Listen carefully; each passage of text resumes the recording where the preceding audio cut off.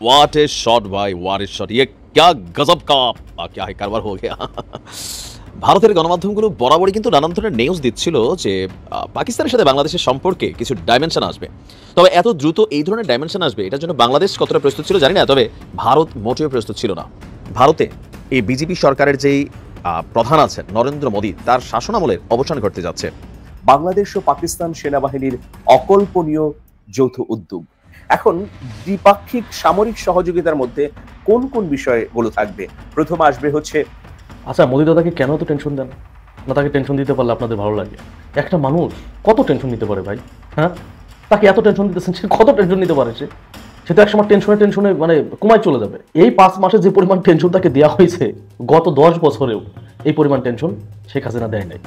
Doctor Yunus একটা নতুন বাংলাদেশ উপহার দিতে যাচ্ছেন জাতিকে। ডক্টর ইউনূসের কত চমৎকার পরিকল্পনা! এটা তরুণ প্রজন্মের জন্য, আপামর জনসাধারণের জন্য, ইসলামপন্থীদের জন্য একটা বড় সুখবর। ভারতের মিডিয়ার কাছে বুঝছেন একটা আতঙ্ক। Lutfuzzaman Babar, the real hero, 7 sister, 7 বোনের এক ভাই বাবর। 7 বোনের এক ভাই, ওই যে রাখে আল্লাহ, মারে কে মারবে বলেন? ভারতে বাংলাদেশের সকল মাফিয়াগুলো একজোট হয়েছে। তারা এই দেশকে অস্থিতিশীল করার জন্য নানান রকম নীল নকশা প্রণয়ন করছেন। পাশাপাশি আমার কাছে থাকা আরো কিছু তথ্য আপনাদের সাথে সম্পৃক্ত করব। প্রিয় দর্শক, পঞ্চগড় থেকে নির্বাচন করার জন্য ঘোষণা দিলেন সারজিদ আলম। জনগণের কাছে তারা ছেড়ে দিয়েছে, জনগণ যদি চায় তাহলে তারা আগামী নির্বাচনে অংশগ্রহণ করবে। সারজিদ আলম। সম্মানিত দর্শক, আসসালামু আলাইকুম। নতুন একটা নিউজ ভিডিওতে আপনাদের জানাচ্ছি স্বাগতম। এইমাত্র পাওয়া তাজা এবং গরম খবর। বিজিবি এবং বিএসএফ এর সাথে কিন্তু ভয়াবহ এক সংঘর্ষ তৈরি হয়ে গিয়েছে, যেখানে ফুলফিল ভাবে সাপোর্ট করছে বাংলাদেশকে অনেক দেশ। ভারত কিন্তু ভালোভাবেই মানকার চিপায় পড়ে যাবে বলে জানিয়েছে গণমাধ্যমে। কারণ বিএনপির বড় বড় বিভিন্ন নেতাগুলো কিন্তু বর্তমানে জেল থেকে ছাড়া পেয়েছে, যেগুলো ভারতকে একদম দেখতে পারে না। আজকের এই ভিডিওটি কিন্তু খুবই চাঞ্চল্যকর এবং ইন্টারেস্টিং হতে চলেছে। আশা রাখবো সম্পূর্ণ দেখে যাবেন, একটু স্কিপ করবেন না। আমি আর বেশি কথা না বাড়িয়ে আপনাদের সরাসরি বিস্তারিত ভিডিওতে নিয়ে যাবো। তার আগে আপনাদের কাছে ছোট্ট একটা রিকোয়েস্ট থাকবে, যারা এরকম ভিডিও দেখতে পছন্দ করেন দ্রুত এই চ্যানেলটি সাবস্ক্রাইব করে পাশে থাকা বেল আইকনটি বাজিয়ে রাখবেন। ইতিমধ্যে যারা সাবস্ক্রাইব করে দিয়েছেন তাদের জানাচ্ছি অসংখ্য ধন্যবাদ। প্রিয় দর্শক বন্ধুরা, চলুন এই ভিডিওতে একটি লাইক করে বিস্তারিত ভিডিওগুলা মোবাইলের স্ক্রিন থেকে ধারাবাহিকভাবে একের পর এক দেখে আসি।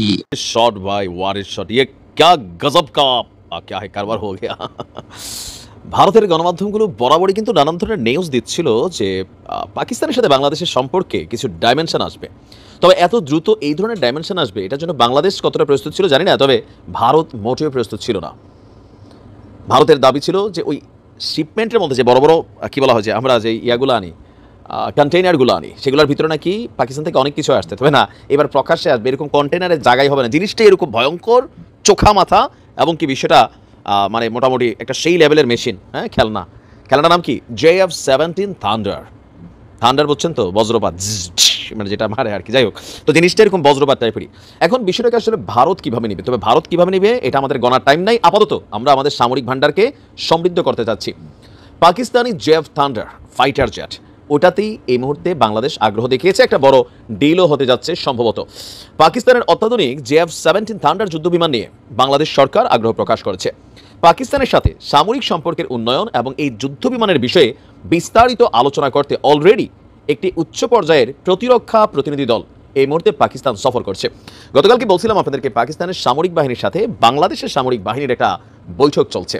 আর সেই বৈঠকে বাংলাদেশ থেকে আমাদের সেনাবাহিনীর একটা উচ্চ প্রতিরক্ষা প্রতিনিধি দল এই মুহূর্তে পাকিস্তান সফররত আছেন। তা আমরা যদি দেখি আপনার পাকিস্তানের এই যুদ্ধ বিমান নিয়ে পাকিস্তানের সামরিক বাহিনীর ইন্টার সার্ভিস পাবলিক রিলেশনসের বরাত দিয়ে, মানে ISPR, বাংলাদেশও ISPR আছে, পাকিস্তানের ISPR আছে। আচ্ছা, প্রতিবেদনটি জানিয়েছে পাকিস্তানের সংবাদ মাধ্যম এক্সপ্রেস ট্রিবিউন। তারা বলছে পাকিস্তানের রাজধানী ইসলামাবাদের বিমান বাহিনীর যে সদর দপ্তর আছে, প্রধান সদর দপ্তর, সেখানে এই বৈঠকটি অনুষ্ঠিত হয়েছে, যেখানে বাংলাদেশ পাকিস্তান উভয় পক্ষই সামরিক সহযোগিতা বাড়ানোর উপায় নিয়ে আলোচনা করেছেন এবং তাদের বিমান বাহিনীর মধ্যে সম্পর্ক জোরদার করার জন্য কাজ করার প্রতিশ্রুতি পুনর্ব্যক্ত করেছেন।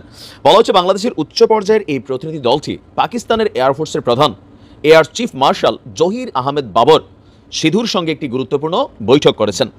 বাংলাদেশের প্রতিনিধি দলের প্রধান হচ্ছেন লেফটেন্যান্ট জেনারেল কামরুল হাসান। তিনি পাকিস্তানের বিমান বাহিনীর অত্যাধুনিক প্রযুক্তি এবং যেই মেশিনারিজ আছে সেগুলোর প্রশংসা করেছেন। বিশেষভাবে পাকিস্তান এবং চীনের যৌথ উদ্যোগে তৈরি JF-17 থান্ডার এই যুদ্ধ বিমানটির উৎপাদনে বাংলাদেশের আগ্রহের কথা তিনি প্রকাশ করেছেন। পাকিস্তানি বিমান বাহিনীর প্রধান air chief marshal Zaheer Ahmed বাংলাদেশকে আরও যৌথ প্রশিক্ষণ এবং সামরিক সহযোগিতা বৃদ্ধির কথা বলেছেন। এছাড়া পাকিস্তান এবং বাংলাদেশের মধ্যে সামরিক সহযোগিতা আরও বাড়ানো, দ্বিপাক্ষিক যে সম্পর্ক আছে সেটাকে আরও শক্তিশালী করা, এইটার উপরে তারা গুরুত্ব দিয়েছে। তো JF-17 থান্ডার মেশিনটা কি? এই যুদ্ধ বিমানটি অত্যাধুনিক প্রযুক্তি সম্পন্ন একটি মাল্টি রোল ফাইটার জেট, যা বিভিন্ন ধরনের হামলা পরিচালনা করতে সক্ষম। এটি পাকিস্তান অ্যারোনটিক্যাল কমপ্লেক্স এবং চীনের চ্যাংদু এয়ারক্রাফট ইন্ডাস্ট্রি কর্পোরেশনের যৌথ উদ্যোগে তৈরি করা হয়েছে। এই যুদ্ধ বিমানটি দিনে এবং রাতে দুই সময় অভিযান চালানো যায়, ডগ ফাইট এবং প্রতিপক্ষের আকাশ সীমায় ঢুকে গুপ্তচর তথ্য সংগ্রহের মতনও কাজ করতে পারে। এই যুদ্ধ বিমানটির ওজন তুলনামূলকভাবে কম, ফলে এটি সহজেই দ্রুত গতিতে অপারেট করতেও সক্ষম। এটি পাকিস্তান সহ বিশ্বের বেশ কয়েকটি দেশ ব্যবহার করে থাকে। বাংলাদেশের সামরিক বহরে খুব শীঘ্রই এই JF-17 থান্ডার যুদ্ধ বিমানটি যুক্ত হবে এমনটাই আশা করা হচ্ছে। আর বাংলাদেশের সামরিক শক্তি কয়েকগুণ বৃদ্ধি পাবে। কিনা ফেলেন, দরকার আছে পৃথিবীর সব দেশ থেকে কোনো একটা দেশ থেকে নির্দিষ্ট কেনার পক্ষে আমি না, কেননা বিশেষ করে প্রতিবেশী রাষ্ট্র ভারত থেকে, পাকিস্তান থেকে আমরা শুধু কিনলে হবে না, উন্নত রাষ্ট্র থেকে কিনতে হবে। কারণ তারা যত কিছুই বেসুক, একটা জিনিস মাথায় রাখতে হবে, পাকিস্তানের সাথে আগে যুদ্ধ হয়েছে, ভারতের সাথে কখনো হইতেও পারে, হারমোনা জিতমো পরে, বাট হইতে পারে। তো আমরা যে মেশিনারিজগুলো আনবো, এখানে এই দুই দেশ যদি খুব বেশি ভালো জানে যে তারা কী দিচ্ছে আমার কাছে, এগুলোর দুর্বলতা কি, অবশ্যই তাদের মাথায় আছে, তাই না? সো কিনা যায়, পাকিস্তান থেকেও কিনেন, ভারত থেকেও কিনেন, বাট এর বাহিরে এই রেজিম থেকে, চীন থেকেও কিনেন, এর বাহিরে রাশিয়া, তারপর পশ্চিমা রাষ্ট্র, এখান থেকেও কিনতে হবে। প্রিয় দর্শক, পঞ্চগড় থেকে নির্বাচন করার জন্য ঘোষণা দিলেন সারজিদ আলম। আজকে পঞ্চগড় গিয়েছেন শীত বস্ত্র বিতরণের জন্য। সেখানে তিনি বলেছেন যে ছাত্র সমাজের নেতৃত্বকে সংসদে যদি জনগণ দেখতে চায়, তাহলে আমরা আগামী নির্বাচনে পঞ্চগড় সহ বিভিন্ন জায়গা থেকে প্রার্থী হতে আগ্রহ বোধ করছি। জনগণের কাছে তারা ছেড়ে দিয়েছে, জনগণ যদি চায় তাহলে তারা আগামী নির্বাচনে অংশগ্রহণ করবে। সারজিদ আলম সহ এই আন্দোলনে, বৈষম্য বিরোধী আন্দোলনে যারা নেতৃত্বে আছে, তারা আগামী সংসদ নির্বাচনে ঘোষণা অলরেডি আজকে শুক্রবারই দিয়ে ফেলেছেন। প্রিয় দর্শক, এর আগে আমরা কিন্তু বারবার শুনে আসছিলাম যে তাদের পক্ষ থেকে একটি রাজনৈতিক দল হচ্ছে, আর ওই রাজনৈতিক দল থেকে তারা নির্বাচন করবে। আর এই নির্বাচনে তারা কার প্রতিদ্বন্দ্বী হবে? সবচাইতে বড় দুঃসংবাদ হলো বিএনপি এবং জামাতের জন্য, কারণ তারা যদি প্রার্থী হয়, তারা কিন্তু ভোট কাটবে বিএনপি এবং জামাতের। আওয়ামী লীগের ভোট তারা কাটবে না, কারণ আওয়ামী লীগের লোকজন ভোটই দিবে না যদি তাদের প্রার্থী না থাকে। কারণ আওয়ামী লীগ এমন একটি দল, এমন একটি বিষাক্ত দল, ওরা কাউকে বিশ্বাস করে না, কাউকে ভালোবাসে না, কাউকে কোনো স্পেস দিবে না। আওয়ামী লীগ হলো, যদি আওয়ামী লীগের প্রার্থী পা, তাহলে যে কোনো দলকে হারিয়ে আওয়ামী লীগ তাদের ডামি প্রার্থী হোক, বেনামে হোক, নামে হোক, অথবা জাতীয় পার্টির যদি প্রার্থী তারা পেয়ে যায়, তাকে তারা ভোট দিয়ে সংসদে পাঠিয়ে অশান্ত রাখার চেষ্টা করবে সংসদকে। কিন্তু সারজিদ আলমরা যখন নির্বাচন করবে, হাসনাত আব্দুল্লাহ তারা যখন নির্বাচন করবে, তখন কিন্তু ভোট কাটা যাবে বিএনপি এবং জামাতের। কারণ বিএনপি জামাত যারা করে, বা যারা এই মনোর ভাব নিয়ে বড় হচ্ছে তরুণ সমাজ, ওই তরুণ সমাজের ভোটই কিন্তু সারজিদ আলম বা হাসনাত আব্দুল্লাহ ওরা পাবে। তাই আগামী নির্বাচনে তিনটি বড় শক্ত নির্বাচনের জন্য তিনটি গ্রুপ আসছে বলে আমরা ইতিমধ্যে জানতে পেরেছি। সারজিদ আলমদের লিডার কে হবে, যদি সারজিদ আলমরা নির্বাচনে বিজয়ী হয়, প্রধানমন্ত্রী কে হবে সেটাও নাকি বাছাই তারা করেছেন। এমন একজন ব্যক্তির নাম আসছে আপনাদের সামনে, আমি যদি এখন তুলে ধরি তাহলে আপনাদের চক্ষু কপালে উঠে যাবে, কিন্তু আমি এই মুহূর্তে তুলে ধরছি না, কারণ ওই ব্যক্তি সম্পর্কে 100% উনি যদি নিজে না বলেন তাহলে আমার বলাটা ঠিক হবে না। কারণ তারা চাচ্ছেন, দর কষাকষি করছেন, উনাকে আবদার করছেন উনি যেন তাদের দলের প্রধান হন। যে ব্যক্তিকে বর্তমান সময়ে বাংলাদেশের বহু মানুষ ভালোবাসেন, ভারত বিরোধী একজন সংগ্রামী হিসাবে, ভারত বিরোধী একজন সংগ্রামী সাংবাদিক। আমি এতটুকু বললাম, বাকিটা বললাম না। এবার আপনারা যার নাম ইচ্ছা তার নাম কমেন্টস করে লিখতে পারেন, কিন্তু একজন ভারত বিরোধী সাংবাদিককে তারা চয়েস করেছে। তাদের দল যদি রাষ্ট্রীয় ক্ষমতা যাওয়ার মতো আসন পা, প্রধানমন্ত্রী কে হবে সেই ঘোষণা তারা দিবে নির্বাচনের আগ মুহূর্তে। আর জামাত থেকে আমরা জানি, জামাত যদি নির্বাচিত হয় ডক্টর শফিকুর রহমান প্রধানমন্ত্রী হবে, আবার বিএনপি যদি নির্বাচিত হয় তারেক রহমান প্রধানমন্ত্রী হবে, কেউ কেউ বলছেন বেগম খালেদা জিয়া প্রধানমন্ত্রী হবে, উপপ্রধানমন্ত্রী তারেক রহমান হবে, তাও হতে পারে যদি সেই সিস্টেম থাকে উপপ্রধানমন্ত্রীর। অথবা আমরা মেচুরিটি মানুষই মনে করেছে বেগম খালেদা জিয়ার যে বয়স হয়েছে তিনি আর রাষ্ট্রীয় ক্ষমতায় যাবেন না, এবার তারেক রহমান সাহেবেরই যাওয়ার সময় বা পালা। তাই তারেক রহমান সাহেব, ডাক্তার শফিকুর রহমান সাহেব, দুইটা দলের দুজন নেতা আছেন, অপরদিকে সার্জিদের নেতার নাম তারা নিজেরা ঘোষণা দিচ্ছে না, আভ্যন্তরীণভাবে তারা নেতা কিন্তু ঠিক করে ফেলেছে। ভারতে বাংলাদেশের সকল মাফিয়াগুলো একজোট হয়েছে। তারা এই দেশকে অস্থিতিশীল করার জন্য নানান রকম নীল নকশা প্রণয়ন করছেন। আজকে দেখলাম আমাদের জনপ্রিয় পত্রিকা মাহমুদুর রহমানের আমার দেশে এই ব্যাপারে একটা লিড নিউজ তৈরি করা হয়েছে এবং স্পেসিফিক সেখানে আওয়ামী লীগের নেতারা কি করছেন, কারা কারা সেখানে অবস্থান করছেন, তাদের পরিকল্পনা কি, এই বিষয়গুলো বিশদভাবে তুলে ধরা হয়েছে। আমি আমার দেশ থেকে কিছু প্রতিবেদন জানাবো, পাশাপাশি আমার কাছে থাকা আরও কিছু তথ্য আপনাদের সাথে সম্পৃক্ত করব। আমি প্রথমে আমার দেশ থেকে আপনাদেরকে কিছুটা অংশ পড়ে শোনাচ্ছি এবং এতে করে আপনারা বুঝবেন যে ভারতে আওয়ামী লীগ কী কী পরিকল্পনা করছে এবং কারা কারা অবস্থান করছে। চলুন, ভারতে বসে বাংলাদেশে নাশকতা চালানোর পরিকল্পনা করছে আওয়ামী ফ্যাসিবাদ অনুগত শীর্ষ সন্ত্রাসীরা। ঢাকা মহানগর দক্ষিণ যুবলীগের সাবেক সভাপতি ও ক্যাসিনো সম্রাট হিসেবে পরিচিত ইসমাইল হোসেন সম্রাট, নুরুন্নবী চৌধুরী শাওন, ক্যাসিনো সাইদ হিসেবে পরিচিত ঢাকা সিটি কর্পোরেশনের সাবেক কমিশনার AKM মমিনুল হক সাইদ, আওয়ামী লীগ যুবলীগের সাধারণ সম্পাদক মইনুল হোসেন খান নিখিল সহ দলটির অনুগত চিহ্নিত সন্ত্রাসীদের ভারতে অবস্থানের বিষয় নিশ্চিত হওয়া গেছে। এছাড়া বেশ কজন সাবেক উচ্চ পদস্থ পুলিশ কর্মকর্তাও রয়েছেন সেখানে। তাদের সঙ্গে আওয়ামী লীগের সাধারণ সম্পাদক ওবায়দুল কাদেরও সম্প্রতি যোগ দিয়েছেন। ওবায়দুল কাদের পশ্চিমবঙ্গে পৌঁছে ইসমাইল হোসেন সম্রাটের ফ্ল্যাটেই অবস্থান করছেন বলে জানা গেছে। সংশ্লিষ্ট একটি দায়িত্বশীল সংস্থা আমাদের পত্রিকাকে নিশ্চিত করেছে তারা ভারতীয় গোয়েন্দা সংস্থা রয়ের তত্ত্বাবধানে সেখানে রয়েছেন, নিয়মিত বৈঠক করছেন বাংলাদেশ নিয়ে। বাংলাদেশের ভেতরে নাশকতা চালিয়ে সরকারকে বেকায়দায় ফেলা এবং দেশকে অস্থিতিশীল করে ফায়দা নেওয়া হচ্ছে তাদের মূল টার্গেট। ওই সূত্রটি জানায় আওয়ামী লীগের ছোট বড় শতাধিক নেতা ঘাঁটি গেড়েছেন কলকাতার park circus, Gulshan colony, new town ভাঙড়, চিনার পার্ক, যাত্রাগাছি এলাকায়। আওয়ামী লীগের নেতাদের অনেকেই কলকাতায় সম্পত্তি কিনেছেন বহু আগেই। নিউ টাউনের সঞ্জীব গার্ডেনের আবাসনে আওয়ামী লীগের সাবেক সংসদ সদস্য আনারুল হক আজিম আনারের টুকরো করা লাশ পাওয়ার পর ব্যাপারটি পরিষ্কার হতে শুরু করে। সেই আবাসন অত্যন্ত পশ এলাকায়, খুব ছিমছাম আধুনিক প্রযুক্তি ও সুবিধা সম্পন্ন। রয়েছে একাধিক সুইমিং পুল। সেখানকার সিকিউরিটি গার্ড আমার দেশ পত্রিকার প্রতিবেদককে জানান বাংলাদেশের অনেকেই আসেন এখানে এবং থাকেন। কারো নিজস্ব ফ্ল্যাট আছে কিনা জানা নেই, তবে ভাড়া থাকেন অনেকেই। খোঁজ নিয়ে জানা গেছে গত 5-6 মাসে সঞ্জীবা গার্ডেন এলাকারই বিলাসবহুল আবাসন পূর্তি ভেদা ও 110 এ অনেক বাংলাদেশি আশ্রয় নিয়েছে। তাদের মধ্যে হাই প্রোফাইল লোকও আছেন যারা কালো কাচের গাড়িতে চলাফেরা করেন। মাঝে মধ্যে তাদের দেখা যায় নিকটবর্তী অ্যাকোয়াটিকা পার্কেও। সেখানে দারুণ জলকেলির ব্যবস্থা রয়েছে এবং সেখানে তারা বিভিন্ন সময় বিভিন্ন ক্লাবে মদ পান করেন, আনন্দ ফুর্তিতে মেতে ওঠেন। দর্শক, এই যে আমার দেশ থেকে যে প্রতিবেদনটি দিয়েছি, আপনারা চাইলে পুরো প্রতিবেদনটি পড়তে পারেন। কিন্তু বিষয়টি হলো বাংলাদেশকে অস্থিতিশীল করার জন্য এই গ্রুপটি এখন ভারতে বসে আছে এবং সেখানে থাকা আমাদের বাংলাদেশ পুলিশের বেশ কয়েকজন সদস্য পালিয়ে যারা গেছেন কাঁটাতার পেরিয়ে, তাদের অনেকেই মুঠোফোনে আমাকেও জানিয়েছেন সেখানে আওয়ামী লীগের প্রচুর সংখ্যক নেতাকর্মী জড়ো হয়েছে এবং তারা বাংলাদেশের উপর একটা নেক্সট প্রজেক্ট প্ল্যান তৈরি করছেন এবং তারা কিভাবে এই সরকারকে ব্যর্থ করতে পারেন, কিভাবে তারা আবার বাংলাদেশে ঘাঁটি কাটতে পারেন এবং যে অভ্যুত্থান হয়েছে বাংলাদেশে এটাকে ব্যর্থ করে তারা বাংলাদেশের বিরুদ্ধে ভারতীয় প্রেসক্রিপশন নিয়ে বড় ষড়যন্ত্র করছেন। যখন ভারতের রয়ের পরিকল্পনায় বা ভারত সরকারের পরিকল্পনায় ভারত সেখানে আওয়ামী লীগ সেখানে একাট্টা হচ্ছে, এই দেশকে ব্যর্থ করতে চাইছে, তখন আমরা দেখতে পাচ্ছি বাংলাদেশের ভেতরে আমাদের যে রাজনৈতিক দলগুলো এই গণ অভ্যুত্থানের স্টেক হোল্ডার যারা হাসিনাকে তাড়াবার জন্য রাজপথে লড়াই করেছিল ঐক্যবদ্ধ হয়ে, তাদের মধ্যে বিভাজন সৃষ্টি হয়েছে। ইতিমধ্যে প্রধান দুটো দলকে দেখছি, জামায়াত ইসলাম এবং বিএনপিকে তারা মুখোমুখি অবস্থান নিয়েছে। এক পক্ষ আরেক পক্ষকে কোনো প্রকার ছাড় দিচ্ছে না এবং জামাতের পক্ষ থেকে বলছে যে বিএনপি ভারতীয় বা আওয়ামী লীগের ফাঁদে পা দিয়েছে। আবার অন্যদিকে বিএনপি বলছে যে জামায়াত ইসলাম ক্ষমতার মসনদে বসার জন্য নানান রকম ষড়যন্ত্র করছে। আমি যদি একেবারে হিসেব করে বলি, 6 থেকে 7 মাস হলো নতুন এই সরকারের।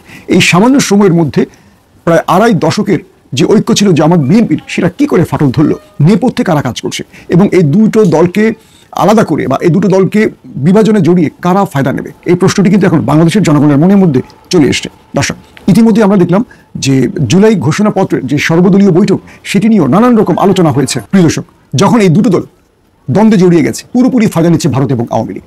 এটা জামাতও বোঝে, বিএনপিও বোঝে, কিন্তু কোনো এক অদৃশ্য ইশারায় এই দুটো দল বিভাজনে জড়িয়ে গেছে। যখন এই দুটো দল জড়িয়ে গেছে বিরোধে, তখন ডক্টর ইউনূস তিনি কালকে একটা শক্ত স্টেটমেন্ট দিলেন। তিনি বললেন, যখন আপনারা ঐক্যবদ্ধ থাকেন তখন আমরা শক্তিশালী হই, যখন আপনারা বিভাজনে বা যখন আপনারা সরে যান, আলাদা হয়ে যান, তখন নিজেকে খুব দুর্বল বা ভীতু মনে হয়। এই ঐক্যবদ্ধতাই আমাদের শক্তি। অর্থাৎ ডক্টর মোহাম্মদ ইউনূস সবগুলো দলকে এই বার্তাটি দিলেন যে আপনারা ঐক্যবদ্ধ থাকলে আমরা কাজ করতে পারবো, আমরা একটা নতুন বাংলাদেশ গড়তে পারবো। কিন্তু আপনারা বিভাজনে জড়িয়ে গেলে আমরা দুর্বল হয়ে যাব। যখন ভারতের মতো একটা শক্তিশালী দেশ এবং আওয়ামী লীগের মতো একটা দুর্বৃত্ত বা সন্ত্রাসী রাজনৈতিক দল যারা ক্ষমতার জন্য সবকিছু করতে পারে, বিগত 15 বছরে সেটা প্রমাণ হয়েছে, তো সেই দলটিকে এত হালকা করে কেন নিচ্ছে বিএনপি জামাত, আমার বুঝে আসে না। আমি আরেকটা বিষয় বোঝার চেষ্টা করছি যে 2.5 দশক ধরে যে দুটো দল একসাথে লড়েছে, জীবন দিয়েছে আওয়ামী লীগের আওয়ামী লীগ ফ্যাসিস্টদের বিরুদ্ধে, এই 2.5 দশক ধরে তাদের মধ্যে ফাটল ধরেনি, এত চড়াই উতরে গেল। হঠাৎ করে আওয়ামী লীগ বিদায় নেওয়ার পর এই দুটো দলের মধ্যে কেন এই ফাটল, এগুলো নিয়ে আমাদের ভাবতে হবে। জামাতের শীর্ষ নেতা, বিএনপির শীর্ষ নেতাদের এ নিয়ে বসতে হবে, তাদের মধ্যে আলোচনা করে দূরত্ব দূর করতে হবে। যদি এটি করতে না পারেন, আমাদের কাছে যে তথ্য আসে, হয়তো সব তথ্য আমরা এখানে বলতে পারছি না, ভারতে যে ভয়ঙ্কর পরিকল্পনা হচ্ছে এবং যে পরিকল্পনার অংশ হিসেবে চিন্ময় দাসকে গ্রেফতার করা হয়েছে, এগুলো আমাদের দেশের জনগণের কাছে এই তথ্যগুলো নেই। তারা অনেক বড় পরিকল্পনা করছে। ইসমাইল হোসেন সম্রাট, নুরুন নবী শাওন, আরও যারা রয়েছেন, এরা বাংলাদেশের শীর্ষ সন্ত্রাসী ছিল। এরা সেখানে বসে বাংলাদেশের বিরুদ্ধে একটা সশস্ত্র সংগ্রামের পরিকল্পনা আসছে, এমন তথ্য আমাদের কাছে আসছে। সব কিছু মিলে আপনারা সব চোখে দেখবেন বা আপনারা ক্ষমতার দ্বন্দ্বে লড়ে যাবেন, আর এই দেশটা আবারও ফ্যাসিস্টদের হাতে পড়বে, অথবা এই দেশটা যে কোনো এক অন্ধকার রাতে এসে বর্গীরা হানা দিয়ে দখল করবে, এটি হতে দেবেন? যে ছাত্ররা, 2000-এর অধিক ছাত্ররা জীবন দিল ফ্যাসিস্ট মুক্ত করতে এই দেশটায়, যারা পঙ্গুত্ব বরণ করলো 20 থেকে 25-30 হাজারের মতো আমাদের ছাত্র জনতা, তাদের রক্তের কি কোনো মূল্য নেই? এই প্রশ্নগুলো এখন আমাদের সামনে এসে দাঁড়িয়েছে। আসেন বিভাজনগুলো আমরা দূর করি। কে ক্ষমতায় আসবে এই প্রশ্নের আগে এই রাষ্ট্র কোন পথে যাবে, এই রাষ্ট্রের বিরুদ্ধে যারা ষড়যন্ত্র করছে তারা আমাদের চেয়ে অনেক বড় শক্তিশালী, তাদের শক্তিহীন করার একটি মাত্র পথ, আর সেটা হলো আমাদের মধ্যে ঐক্য। আমরা দেখছি সাম্প্রতিক বিএনপির অ্যাক্টিভিস্ট কিংবা জামাত শিবিরের অ্যাক্টিভিস্টরা একে অপরের সামান্য বিষয় নিয়ে প্রোপাগান্ডা ছড়াচ্ছেন, আবার মিথ্যাচার করছেন। কে ধরা পড়ছে, কে চাঁদাবাজি করছে, কে কি করছে, একে অপরের সঙ্গে এগুলো বিভিন্ন মিথ্যে পোস্ট তৈরি করছেন, বিভিন্ন পত্রিকার কাটিংকে তারা মিথ্যেভাবে তৈরি করছেন, করে একে অপরকে ঘায়েল করতে চাইছেন। আর অন্যদিকে আওয়ামী লীগ এবং ভারত, এই দুই দলের কামড়াকামড়ি দেখে তারা মুচকি হাসছে এবং তারা বুঝতে পারছেন এটি তাদের টার্গেট ছিল। বাংলাদেশ যদি বড় রকম আক্রমণের শিকার হয় বর্গীর দ্বারা, এটা মোকাবেলা করতে প্রস্তুত কি বাংলাদেশ? আমাদের সেনাবাহিনীর মনোবল তখনই স্ট্রং হবে যখন আমাদের জাতি ঐক্যবদ্ধ থাকবে। আমাদের সরকার তখনই স্ট্রং হবে যখন আমাদের মধ্যে যারা ফ্যাসিস্ট বিরোধী আন্দোলন করেছে তারা ঐক্যবদ্ধ থাকবে। দর্শক, আরেকটি বিষয় মনে রাখতে হবে, আওয়ামী লীগের যেসব নেতারা আজকে ভারতে অবস্থান করছেন, এরা অনেকেই অবৈধ পথে সেখানে গেছেন, এবং আমাদের কাছে যে ইন্টেলিজেন্স তথ্য আছে সেখানে আমরা দেখছি বাংলাদেশের অনেকগুলো দল ভারতে তাদেরকে পালাতে সাহায্য করেছেন কেবল অর্থের বিনিময়ে। যেমন আমাদের প্রশাসনে, পুলিশ বা সচিবালয়ে গুরুত্বপূর্ণ পদে আওয়ামী লীগের লোকেরা বসে গেছেন কেবল টাকার বিনিময়। এই কথাটি খুব ভালো করে শুনবেন। এই মুহূর্তে বিএনপি জামাতের হাতে টাকা নেই, তারা এই বড় পদগুলো বাগাতে পারছিলেন না। যারা এই বড় পদগুলো সুপারিশ করছেন বা যাদের সুপারিশে এই পদগুলোতে পরিবর্তন হয় বা পদায়ন হয়, তারা মোটা অঙ্কের টাকা হাতিয়েছেন এবং আওয়ামী লীগের লোকগুলোকে বসিয়েছেন, কারণ আওয়ামী লীগের কাছে প্রচুর অবৈধ অর্থ আছে এবং সেই অর্থগুলো পকেটে পুরে আওয়ামী লীগের লোকগুলোকে বিভিন্ন গুরুত্বপূর্ণ পদে বসিয়েছে। আবার সময় মতো এরাই দেশ ছেড়ে চলে যাবেন। এই দেশে গত 15 বছরে যারা নির্যাতিত হয়েছেন, যারা লাঞ্ছিত হয়েছেন, যারা ক্রস ফায়ার, গুম, খুনের শিকার হয়েছেন, যারা ডজন ডজন মামলার শিকার হয়েছেন, এরা কিন্তু কিছু পায়নি। কিন্তু যারা লুকিয়েছিলেন হয় বিদেশে অথবা দেশে আত্মগোপনে ছিলেন, তারা এসে বড় বড় দলগুলো বিএনপি কিংবা জামাতের গুরুত্বপূর্ণ পদে বসে তারা এই তদবির বাণিজ্যগুলো করে আওয়ামী লীগ বা ফ্যাসিস্টদের আবারও রাষ্ট্রের গুরুত্বপূর্ণ পদে বসিয়ে তাদেরকে শক্তিশালী করছেন কেবল অর্থের জন্য। এই বিষয়টি জনাব তারেক রহমান এবং জামাত নেতা ডক্টর শফিককে বুঝতে হবে। কোন দল কত বেশি তদবির বাণিজ্য করেছে এটার তথ্য আমি জানলেও আমি দিতে চাচ্ছি না, এটা সেই দলগুলোর দায়িত্ব খুঁজে বের। ভারত বাংলাদেশ সীমান্তে অস্থিরতা চলছে এবং এভাবে বলা যায় যে এটা ক্রমাগত বাড়ছে। গতকাল আমরা অনেকে খেয়াল করেছি চাঁপাইনবাবগঞ্জ সীমান্তে যা হয়েছে সেটা ভয়ঙ্কর এবং এটা বড় বিপদের একটা আলামত তো বটেই। সে জায়গায় আসবো, তার আগে আমরা খেয়াল করেছি নিশ্চয়ই গত বেশ কয়েকদিন, 8-10 দিন হবে, বিভিন্ন জায়গায়, সীমান্তের বিভিন্ন জায়গায় সমস্যা হয়েছে। বিজিবি বিএসএফ মুখোমুখি হয়েছে, জনগণ কখনো কখনো বিজিবির সাথে গিয়ে দাঁড়িয়েছে। নট অনলি দ্যাট, দুই দেশ পরস্পরের দূতকে ডেকে এই সীমান্ত বিষয়ে সতর্ক করেছে, জবাবদিহিতা চেয়েছে। তার মানে ব্যাপারটা অফিসিয়ালিও চলে গেছে। বেড়া দিয়ে মূল সমস্যাটা তৈরি হয়েছিল ভারতের কাঁটাতারের বেড়া দেয়া নিয়ে, মানে সীমান্তের সমস্যাটা। শূন্যরেখা থেকে 150 গজ পর্যন্ত একটা ফাঁকা জায়গা থাকতে হয়, এই মাঝের জায়গাটায় কাঁটাতারের বেড়া দেওয়া যায় না। বাংলাদেশ পক্ষ অভিযোগ করেছে ভারত শূন্যরেখা থেকে 150 গজের মাঝের যে জায়গা সেখানে বেড়া দিচ্ছিল, ফলে বিজিবি বাধা দিয়েছে এবং এই বিজিবির বাধার কারণেই কোনো জায়গায় ভারত বেড়া নির্মাণ করতে পারেনি এবং এই নির্মাণ করতে গিয়ে বাধার মুখে পড়ে আবার কোনো জায়গায় তারা সেটা করে উঠতে পারেনি। ফলে একটা উত্তেজনা আসলে চলছিল এবং একটা প্রভোগ করার টেন্ডেন্সি আছে ভারতের দিক থেকে। আবার উল্টো ভারতের মিডিয়া যদি আমরা দেখি, ভারতের বেশ কয়েকটা জায়গা যেখানে নিয়মিত বাংলাদেশ সম্পর্কে কথা বলা হয়, সেখানে বাংলাদেশ প্রভোগ করছে এই ধরনের আলাপ তোলার চেষ্টা হয়েছে। চাঁপাইনবাবগঞ্জের ঘটনা ঘটার আগে আমার মনে হয় একটা জিনিস, দহগ্রামে যা হয়েছে সেটা একটু যদি দেখি, সেটা আমাদেরকে সাহায্য করবে। ওখানেও কাঁটাতারের বেড়া দেয়া নিয়ে আমরা জানি এই ছিটমহলটা মূলত ভারতের ভূখণ্ডে অবস্থিত। 3 বিঘা করিডোর দিয়ে ওখানকার জনগণ বাংলাদেশে চলাচল করে। এক চুক্তির বলে এটা এখন মানে পুরো সময় খোলা থাকার কথা আছে, কিন্তু নানা রকম সংকট তৈরি করা হয়েছে। ওখানেও কাঁটাতারের বেড়া দেওয়া হয়েছে এবং সেই বেড়া দিয়ে নানান রকম সংকট তৈরি করা হয়েছে। ওখানে 3 বিঘা দিয়ে বাস যেতে দেওয়া হচ্ছে না, ট্রাকে পণ্য পরিবহন করতে দেওয়া হচ্ছে না, চরম সংকট আছে। এবং এখানে একজনের একটা মন্তব্য আছে, সেই মন্তব্য যদি পড়ি তাহলে এই জিনিসটা ক্লিয়ার হবে। আমি আসবো যে ভারত কেন আসলে এই কাজটা করতে চাচ্ছে, এই মন্তব্যে ইটস ভেরি ক্লিয়ার। আমরা ওই মন্তব্যে আসার আগে চাঁপাইনবাবগঞ্জের ঘটনার কথা বলি।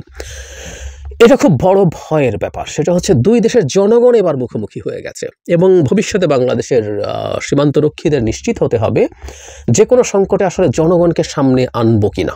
আমরা জানি এর আগের বার যখন সীমান্তের সংঘর্ষ বা সংঘাতের পরিস্থিতি তৈরি হয়েছে, তখন জনগণ বিজিবির পাশে দাঁড়িয়েছে এসে, এবং আমাদের স্বরাষ্ট্র উপদেষ্টা সেটাকে অভিনন্দন জানিয়েছেন। এটা এই সাহসিকতা নিশ্চিতভাবেই একটা অভিনন্দন জানানোর ব্যাপার। কিন্তু একই সাথে এই প্রশ্নটা আসে, আমাদের একটা প্রফেশনাল বাহিনী আছে যাদেরকে আমরা রিলাই করতে চাই যে ভারতের যে কোনো রকম হুমকি বা যে কোনো রকম তার দিক থেকে প্রভোকেশনের মুখে আমাদের বাহিনী যথেষ্ট ভালো পারফর্ম করবে, তাহলে আমাদের জনগণ সেখানে গিয়ে কেন দাঁড়াবে, এই প্রশ্ন আসতে পারে। এবং এই ধরনের ঘটনা যেখানে যে কোনো মুহূর্তে গোলাগুলি হয়ে যাওয়ার পরিস্থিতি থাকে, সেখানে জনগণের দাঁড়ানোটা হয়তো বা ঠিক হচ্ছে না, বা ঠিক হচ্ছে না আমরা বলতেই পারি।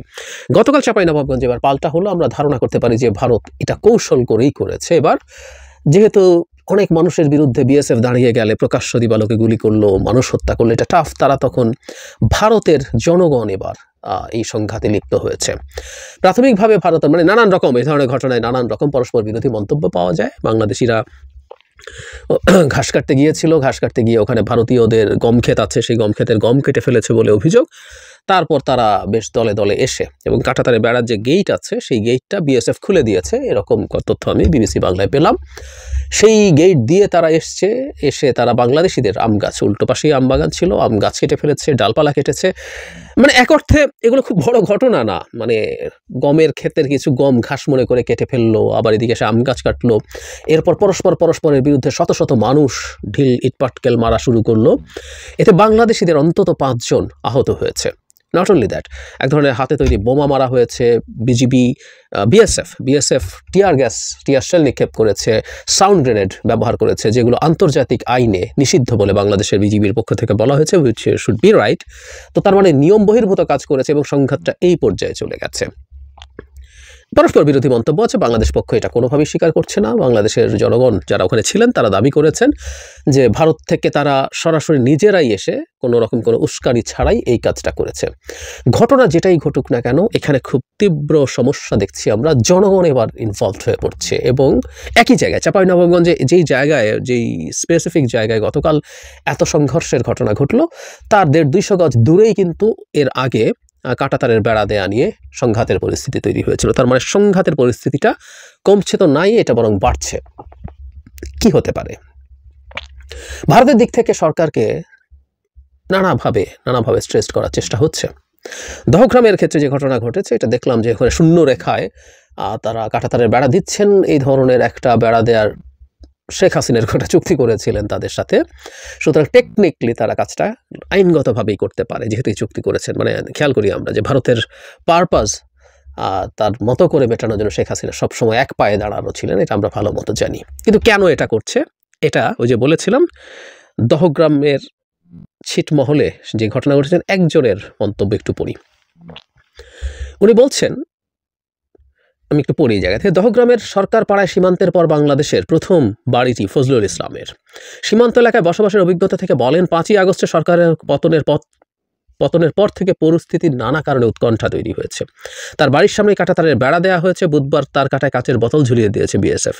ফজলুল ইসলাম বিবিসিকে বলেন, বাংলাদেশ সরকার পতনের পর ভারত বাংলাদেশ সম্পর্কে যে পরিবর্তন তার প্রভাব পড়েছে সীমান্তবর্তী দহগ্রামের মানুষের জীবনযাত্রায়।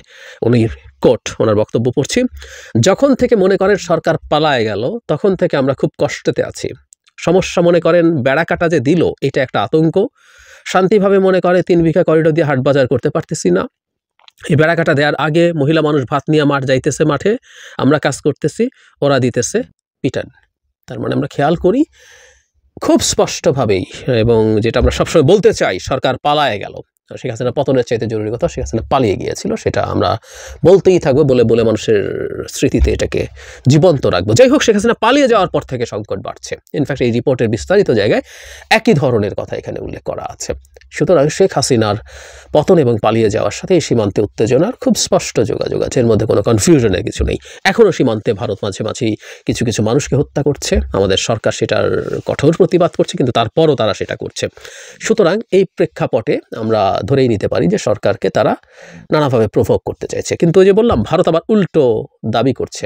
আমি সেই বিখ্যাত বা কুখ্যাত বা আমরা মাঝে মাঝে কথ্য ভাষায় সব কিছুকে ঐতিহাসিক বলি না, ঐতিহাসিক পালকি শর্মা যথারীতি সীমান্ত সংকট নিয়ে তার টেক আছে ফার্স্ট পোস্টে। সেখানে তিনি মানে আমাদের স্বরাষ্ট্র উপদেষ্টাকে এই দায়িত্ব দেওয়াটাকেও একটা প্রভোগ বলে দাবি করছেন, যে তিনি বিজিবির, তখন এটা বিডিআর ছিল, বিডিআরের চিফ ছিলেন এবং পরবর্তীতে যে বিডিআর ম্যাসাকার সেটার তদন্ত কমিটিতে ছিলেন। এগুলো প্রত্যেকটা তার অযোগ্যতা হিসেবে এখানে সে সামনে আনার চেষ্টা করছে। এবং আমাদের স্বরাষ্ট্র উপদেষ্টা দেশের ইন্টারনাল আবার সেই মানে তাদের ভাগ রচনার মতো মাইনরিটির উপরে টর্চার ইত্যাদি ইত্যাদি নিয়ে তাকে আবার এক হাত নেওয়ার চেষ্টা করলেন। এইগুলো করে টোরে কিন্তু বাংলাদেশ প্রভোগ করছে, বলা হচ্ছে যে ভারত সে আইনি পথে কাজ করছে কিন্তু বাংলাদেশ এগুলোতে বাধা দিচ্ছে। এই যে সে তার কাঁটাতারের বেড়া তৈরি করছে, এগুলো প্রত্যেকটা বেআইনি কিছু করছে না, বাংলাদেশের বিএসএফ বিজিবি বরং বাধা দিয়ে প্রভোগ করছে। এবং হুমকি টুমকি তো আছেই যে বাংলাদেশ ভারতের মতো এটার সাথে করে কি করতে পারবে না পারবে। যে কথাটা বলতে চাইছিলাম, আসলে সীমান্ত সংঘাতটা এখন বিপজ্জনক দিকে যাচ্ছে। বিশেষ করে জনগণের মধ্যে যদি এই ধরনের পরিস্থিতি হয়, এটা খুবই খুবই বিপজ্জনক পরিস্থিতি তৈরি করবে। কারণ হলো আমাদের জনগণ, বিজিবি বিএসএফ অসীম সংখ্যক ওখানে থাকতে পারে না একটা বর্ডারের কাছাকাছি বসবাস করা মানুষের মধ্যে, এবং এটা চাইলেও সম্ভব না যে তাদের মধ্যে দূরত্ব তৈরি করে রাখা। হয়তো এখন সংকট আছে বলে উভয় পাশে বিজিবি এবং বিএসএফ উভয়ের সংখ্যা বাড়ানো হয়েছে, কিন্তু এই সংখ্যা একইভাবে রেখে দেওয়া যাবে না। কিন্তু জনগণ যদি এই ধরনের সংঘাতে জড়িয়ে পড়ে, এই যে স্মৃতি আছে এটা ক্রমাগত বাড়তে থাকবে, তখন এইগুলো এক সীমান্তে না, এই একই ধরনের ঘটনা আরও অন্যান্য সীমান্তে ছড়িয়ে পড়তে পারে। এটা তখন আর শুধু বিজিবি বিএসএফ উত্তেজনা না, জনগণের সাথে জনগণের উত্তেজনা, মারামারি খুনাখুনি হতে পারে। এবং এই বাহানায় বিএসএফ তার মতো করে গতকাল যেমন টিয়ার গ্যাস এবং সাউন্ড গ্রেনেড ব্যবহার করেছে, এই বাহানায় সে গুলি করে মানুষ হত্যা করতে পারে। এটা আরেকটা উত্তেজনা বা উস্কানি তৈরির চেষ্টা খুব সহজভাবে সম্ভব, শুধু সরকারকে বিব্রত এবং বিরক্ত করার জন্য। এটা একেবারেই অসম্ভব কিছু না। আমি মনে করি আমাদের সীমান্তে যে জনগণ আছে, এটা নিশ্চিতভাবেই একটা চমৎকার বীরত্বের প্রদর্শনী, দেশপ্রেমের প্রদর্শনী, যে আমাদের জনগণ একটা সংঘাতের সময় আমাদের সীমান্তরক্ষীদের সাথে দাঁড়িয়ে আছে। কিন্তু সীমান্তরক্ষীদের আসলে উচিত হবে না তাদেরকে সেখানে রাখা, কারণ তাদের সিকিউরিটিরও প্রশ্ন। যদি গুলি শুরু হয় তাহলে নিরস্ত্র মানুষগুলো হত্যাকাণ্ডের শিকার হবে, আনট্রেইনড মানুষগুলো, তারা কোনোভাবে ট্রেইন নন। গুলি শুরু হলেও ইনস্ট্যান্টলি কী করতে হয় না হয় সেটা আমাদের সোলজাররা যারা আছেন বিজিবির, তারা সেটা ট্রেইনড। আর একই সাথে জনগণকে সাথে রেখে এটা ফেস করার একটা ভালো দিক যেমন আছে, যে আমার জনগণ আমার সাথে আছে, আমার মনোবল সেটা বুস্ট আপ করে। কিন্তু পাল্টা ভারতের দিক থেকে এখন যা হলো, এটা আরও একটা বড় বিপদের ইন্ডিকেশন তৈরি হয়েছে বলে মনে হয়। বিজিবির উচিত হবে সীমান্ত এলাকায়, চাঁপাইনবাবগঞ্জ তো বটেই, যে কোনো সংঘাতের পরিস্থিতিতে জনগণকে অন্তত যাতে বিজিবির সাথে ওখানে একটা ফোর্স হিসেবে সে তাকে ভিজিবল না করে, সেটা ভালো হবে বলে আমার এখন বিদ্যমান প্রেক্ষাপটে যা যা ঘটলো। এর আগে যখন জনগণ দাঁড়িয়েছে, সেটাকে আমি একটা পয়েন্ট অফ ভিউ থেকে খুব ভালো লেগেছে। আমি সেটা বলেছি যে ভারতের প্রতি মানুষের বিরুদ্ধে বাংলাদেশের অবস্থান ধরে রাখার জন্য, সার্বভৌমতা ধরে রাখার জন্য মানুষ এতটাই আবেগ আপ্লুত যে সে তার মৃত্যু হতে পারে এরকম একটা ঝুঁকির মধ্যেও অস্ত্র ছাড়াই দাঁড়িয়ে যায়। অবশ্য অস্ত্র ছিল না, মানে হাতে কাস্তে ছিল, এটাকে পালকি শর্মা তার টেইকে আলাদা করে দেখাচ্ছে, বাংলাদেশিরা বিরাট অস্ত্র নিয়ে হাজির হয়েছে, এসবও দেখাচ্ছে। যাই হোক, সো এভাবে যাওয়াটা আমার মনে হয় না ঠিক হবে, এবং সীমান্ত বিপজ্জনক করে তুলতে চাইছে ভারত, সংঘাতপূর্ণ করে তুলতে চাইছে ভারত, যাতে ওই যে আমরা কথা বলি না, পানি ঘোলা করে ফেলার চেষ্টা করছে, যাতে তারা মাছ শিকার করতে পারে। আমাদের খুব সতর্ক থাকতে হবে পানি যাতে ভারত ঘোলা করে তুলতে না পারে। প্রিয় দেশবাসী, শুরু থেকে শেষ পর্যন্ত যারা এই ভিডিওটি দেখেছেন সকলকে জানাই অসংখ্য অসংখ্য ধন্যবাদ। যারা এরকম নিউজ ভিডিও পেতে পছন্দ করেন তারা অবশ্যই এই চ্যানেলটি সাবস্ক্রাইব করে পাশে থাকা বেল আইকনটি বাজিয়ে দিবেন। যারা এখন এই ভিডিওটি শেয়ার করেননি, এই ভিডিওটি দ্রুত শেয়ার করে সকলকে দেখার সুযোগ করে দিন। আজকের মতন এই পর্যন্ত, দেখা হচ্ছে পরবর্তী কোনো ভিডিও নিয়ে ইনশাল্লাহ।